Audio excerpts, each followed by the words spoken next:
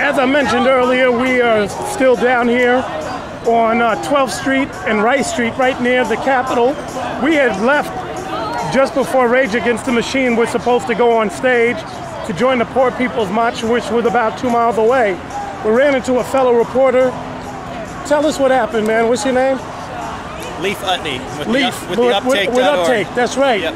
So you guys have been around. Tell us what happened. What did we miss? Well, at about 6:30, Anti-Flag, the punk band, finished their set, and then Tom Morello and company from Rage Against the Machine showed up backstage, and they were not listed on the permit. Actually, there were several bands apparently that weren't listed on the permit for the amplification, and the state police said that because they were, quote, not part of this event, they could not go on stage and they'd be arrested if they did. So the police had jurisdiction to say who could perform and not perform?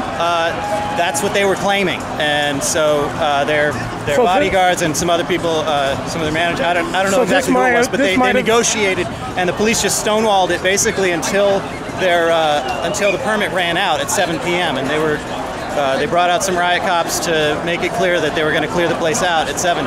What happened though was that about 7:15, 10 of 7, they got the cops to agree to let them accompany the musicians out to in front of the stage, where they sat down in the middle of the crowd, and they got everyone to sit down. There were like 1,000, maybe a couple thousand people seated on the lawn of the Capitol, and then someone passed Tom Morello a bullhorn, and I'm embarrassed, I'm blanking on the lead singer's name of Rage Against the Machine, Zach, yes. They sang 2 or 3 tunes. I think it was 3 tunes with the bullhorn and with the crowd helping out. So it was an acoustic set of Rage Against the Machine with no instruments. Wow! And it was Rage Against the Machine a cappella. Wow! And then just as that was happening here, we come with the Poor People's March, huh?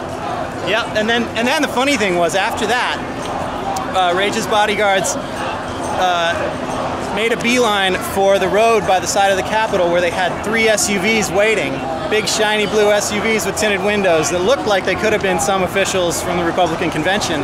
And as they were taking off, the Poor People's March had just entered that road, and so they passed through the Poor People's March.